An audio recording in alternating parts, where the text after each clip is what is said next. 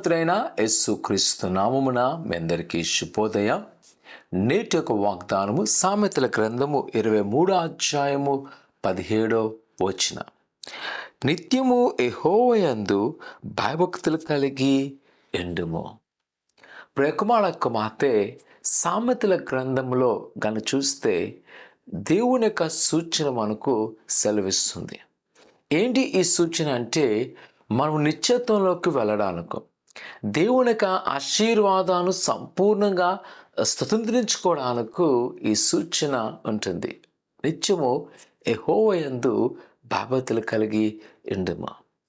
ఈ దినాన ఒకవేళ నీ జీవితంలో అభివృద్ధి నువ్వు చెందాలి అనుకున్నట్లయితే, నీ కుటుంబ పరిస్థితులు మారాలి అనుకున్నప్పుడు కొన్నిసార్లు మనము దేవుని దగ్గర కొంతకాలం నమ్మకంగా ఉంటాం, తదుపరి మరలా మారుతూ ఉంటాం. అన్ని తీరిపోయి కాబట్టి పర్వాలేదని కాదు.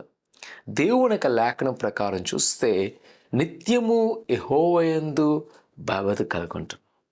ఆయన యందు భయభక్తి గలవారు, ఆయన ప్రేమించువారంట ఆయన ఆకలి కొన్నారుడు.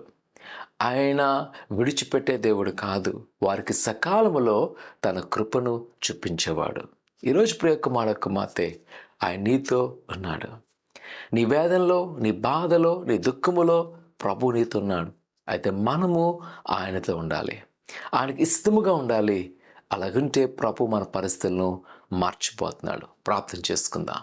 పరిశుద్ధుడైన దేవా, నీ కొందాలు నీ బిడ్డలైన వాళ్ళు మీరు జ్ఞాపకం చేసుకోండి. నీ దీవెన, నీ ఆశీర్వాదం దయచేయండి. వారికున్న వేదన నుంచి తొలగించండి, వారికున్న భయాన్ని తీసివేయండి.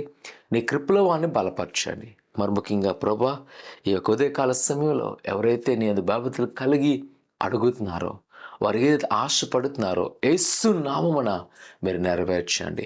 నీ కృపను వారికి చూపించి నీ వాత్సల్యముతో బలపరచమని యేసు నామమున అడుగుతున్నాం తండ్రి, ఆమేన్.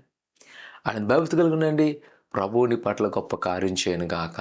ఆమేన్.